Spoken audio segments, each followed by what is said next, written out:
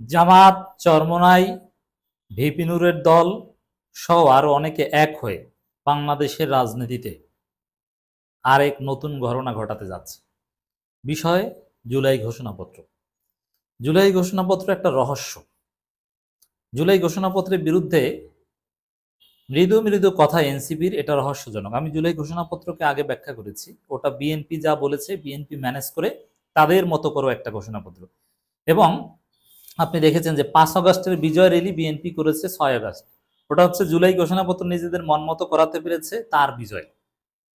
আবার নির্বাচনের তারিখ আনুমানিক ফেব্রুয়ারি থেকে ফেব্রুয়ারির প্রথমার্ধে, এটা ঠিক করতে পেরেছে, তার বিজয়। যদিও শেষ পর্যন্ত এটা হবে না। এখন এই জায়গায় এই এনসিপি যে বিরোধিতা করে ওটা খোলস। এনসিপি আসলে মেনে নিয়েছে, কারণ জুলাই ঘোষণাপত্র, নির্বাচন সবকিছু নিয়ে সমঝোতা হয়েছে এভাবে যে বিএনপিকে ইউনূস ক্ষমতা দিয়ে যাবে, যার বিনিময়ে সে সেফ এক্সিট পাবে, আর এনসিপিকে বিরোধী দল বা ভালো সংখ্যক সিট টিট দিয়ে দেবে, আর জামাতকে ধইঞ্চে বানিয়ে দিয়ে যাবে, চরমোনাইকে ধইঞ্চে বানিয়ে দিয়ে যাবে। গণ অধিকার পরিষদ এখানে ভাগ বাটোয়ারায় নাই। এই জায়গায় স্বাভাবিকভাবে যারা এই ভাগ বাটোয়ারায় নাই বা এই 2 নম্বরই রাজনীতি যাদেরকে না জানিয়ে করতে শুরু করেছে, তারা এক হয়ে যাচ্ছে। তার মধ্যে প্রধান দল জামাত ইসলামীর সাথে সাথে জুলাই ঘোষণাপত্রের বিরুদ্ধে বলেছে, জুলাই ঘোষণাপত্রের বিরুদ্ধে সোচ্চার হচ্ছে, ইসলামী আন্দোলন বাংলাদেশ সোচ্চার হচ্ছে, গণ অধিকার পরিষদ সোচ্চার হচ্ছে। এই 3 দল আপাতত এক। এনসিপি জুলাই ঘোষণাপত্রের বিরুদ্ধে বললেও তলে তলে ওরা, ওদের সাথে এখানে আন্ডারস্ট্যান্ডিং আছে। কিন্তু আমি বিশ্বাস করি জামাত, চরমোনাই, ইসলামপন্থীরা ঐক্যবদ্ধ হয়ে ইসলামপন্থীদেরকে অপসারণ করা হচ্ছে রাজনীতি থেকে, তাদের স্টেক অস্বীকার করা, নাই করে দেওয়া হচ্ছে। আপনি দেখেছেন 2 টাকা ব্যাংক লুট করেছে, ওইটা আছে জুলাই ঘোষণাপত্রে। অথচ 5 মে 2013 সালের বাংলাদেশের ইতিহাসে অন্যতম শ্রেষ্ঠ গণহত্যার কথা নাই, মোদী বিরোধী আন্দোলনের সময় যে গণহত্যা, ওটার কথা নাই, আলেম ওলামা নির্যাতনের কথা নাই, 28 অক্টোবর মানুষের লাশের উপর নৃত্যের কথা নাই, বিডিআর বিদ্রোহের কথা নাই, কারণ ওখানে যেসব সেনাবাহিনী হত্যা করা হয়েছে এরা ছিল ইসলামপন্থী, তাদের কথা নাই। ইসলামপন্থীদেরকে একদম নাই করে দেওয়া হচ্ছে। অতএব ইসলামপন্থীরা, জামাত, চরমোনাই এবং তাদের সাথে গণ অধিকার পরিষদ আপাতত আছে, সামনে অনেকে আসবে। এখানে ইসলামপন্থীরা আসবে তাদের অস্তিত্বের জন্য, আর অন্যান্য স্বার্থের খেলায় আসবে। তাই জুলাই ঘোষণাপত্রের বিরুদ্ধে, এই পাতানো যে নির্বাচন ফেব্রুয়ারিতে হতে যাচ্ছে, এর বিরুদ্ধে জাতি জেগে উঠবে বলে আমি বিশ্বাস করি। জামাতের ডাক্তার তাহের বলেছেন প্রয়োজনে আমাদের আন্দোলনে নামতে হবে। হ্যাঁ, আন্দোলন করতে হবে, এটা মাস্ট। তা আবার কি একতরফা নির্বাচন হবে? চেষ্টা করা হবে, কিন্তু ঠেকিয়ে দেওয়া হবে। ফেব্রুয়ারিতে নির্বাচনের কোনো সম্ভাবনা নেই, ওটা ফাও কথা। শিডিউল ডিক্লেয়ার হবে, কিন্তু সেটা স্থগিত করানো হবে।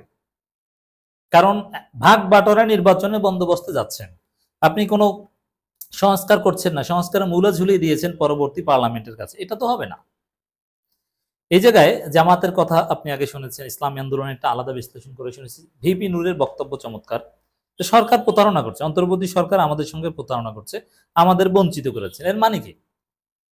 বিএনপিকে দিয়ে দিচ্ছেন, এনসিপি কে দিয়ে দিচ্ছে, এই 2 দলকে, এই 2 দলের উপর এখন ভরসা করেছে সরকার, যে এক দলকে বানাবে সরকার, আর এক দলকে বানাবে বিরোধী দল। আর ভিপি নূরকে তাকে একটা সিট দিতেও পারে, নাও দিতে পারে। জামাত চরমোনাইকে অল্প কিছু ধরিয়ে দিবে, জামাত চরমোনাইকে মিলে, সব মিলে তাদের 15-20টা ধরিয়ে দিতে পারে, এরকম একটা প্ল্যান। এর মানে দেশ আবারও পাতানো নির্বাচনের দিকে যাচ্ছে। এটা, এই যে প্রতারণা সরকারের, এটা ভিপি নূর টের পেয়েছে। এটা একটা দিক। তাছাড়া ভিপি নূর এমনিতেও এনসিপির প্রতি তার একটা বিদ্বেষ থাকবে, সারা জীবন থাকবে, এটা হিউম্যান নেচার। কারণ বাংলাদেশের তারুণ্য ভিত্তিক রাজনীতি বলতে ভিপি নূরের রাজনীতিই ছিল। ভিপি নূরই তারুণ্যের রাজনীতি স্টার্ট করেছিলেন। সেখানে ভিপি নূর যেসব ছেলে তৈরি করেছেন, গোল্ড বানিয়েছেন, কয়লাকে গোল্ড বানিয়েছেন, আক্তারকে তৈরি করেছেন, আসিফকে তৈরি করেছেন, নাহিদকে তৈরি করেছেন, এরা সবাই আলাদা দল করেছে। আরিফ আদিব থেকে শুরু করে আজকে এনসিপির মৌলিক নেতারা সব ভিপি নূরের প্রোডাক্ট। তার দল ছেড়ে যে এই দল করছে। ভিপি নূরের কর্মী আজকে উপদেষ্টা ভিপি নূরকে চেনে না, এটা একটা কষ্ট তার থাকবে, আমরা জানি। এই জন্য এনসিপির বিরুদ্ধে ভিপি নূরের সব কথাকে আমরা সিরিয়াসলি নিব না, কারণ একটা কষ্ট থেকে, ক্ষোভ থেকে তিনি বলবেন। কিন্তু যতটুকু ন্যায্য বলবেন ততটুকু আমরা অ্যাপ্রিসিয়েট করব। গণঅভ্যুত্থান নিয়ে রাজনৈতিক দলগুলো ক্রেডিটবাজি করছে, বিএনপি আর এনসিপি ক্রেডিটবাজি করছে, আর জুলাই ঘোষণাপত্রে ইউনূস এই 2 দলকে ক্রেডিট ভাগ যোগ করে দিয়েছেন। এবং ওই যে জুলাই ঘোষণাপত্রে যে ভাগ করে দিয়েছেন, জামাত, ইসলামপন্থী বা গণ অধিকার পরিষদের এক ফোঁটাও রাখা হয়নি, তাদের কোনো অবদান বা তাদের উপর জুলুমের কোনো স্বীকৃতি দেওয়া হয়নি। ওই অনুপাতেই দেখবেন সংসদের আসন বন্টন হবে। বেশিরভাগ বিএনপির যা বলেছে ওইটা ঘোষণাপত্রের দফাগুলোতে বিএনপি বেশিরভাগ আসন পাবে। এনসিপি কে তো বৈষম্য বিরোধী ছাত্র আন্দোলনের নাম আছে, তারপরে তাদেরকে বিরোধী দল বানাবে। এই ধান্দা চলছে বাংলাদেশের রাজনীতিতে, আমি আগে ভাগে বলে দিচ্ছি।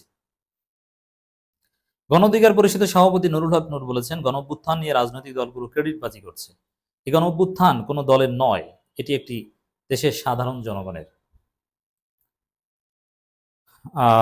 নূর বলেন, কিছুদিন আগে পত্রপত্রিকায় রিপোর্ট প্রকাশিত হয়েছে 133 জন শিশু মারা গেছে। শিশুরা কি কোনো রাজনৈতিক দলের কর্মী ছিল?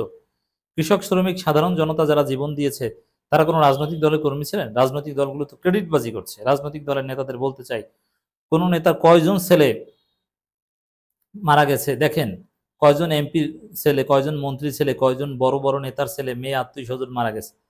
এদেশের আম জনতা সবসময় যারা জীবন দিয়েছে, ইতিহাসে ধারাবাহিকতায় তারা সংগ্রাম করেছে। সাধারণ খেটে খাওয়া কৃষক, শ্রমিক, মেহনতি মানুষ মারা গেছে। তাদের লাশের উপর দিয়ে আজকে অনেক নেতা হচ্ছেন, অনেক এমপি হচ্ছেন, অনেক পয়সা কামাচ্ছেন, অনেকে উপদেষ্টা হয়েছে। দেখেন সহজ হিসাব, বিএনপির কোনো দলীয় পার্টিসিপেশন ছিল না জুলাই আন্দোলনে, কোনো ছিল না। কিন্তু সেই জুলাই ঘোষণাপত্রটা করা হয়েছে বিএনপি ময়, যেন বিএনপি ছাড়া আর কেউ নেই বাংলাদেশে, সবকিছু বিএনপি। এই প্রতারণা করা হয়েছে। আজকে অনেক হিরো হয়ে গেছে, 10-15 দিন আন্দোলন হিরো হয়ে গেছেন, অন্যদের সব অবদানকে অস্বীকার, এটা এনসিপির দিকে ইঙ্গিত করে বলেছেন। উপদেষ্টা পরিষদকে ব্যবহার করে কিংস পার্টি গঠন করা হয়েছে। মানে কিংস পার্টি নিয়ে ঝামেলা শুরু হয়েছে সরকারের মধ্যেই, সরকারের একটা অংশ এনসিপি কে দিতে যাচ্ছেন। এই জন্য বিএনপির সাথে সমঝোতা, যে বাবা বিএনপি তুমি ক্ষমতা আসো, আমাদেরকে কিংস পার্টি হিসেবে অ্যাটলিস্ট বিরোধী দল বানাও।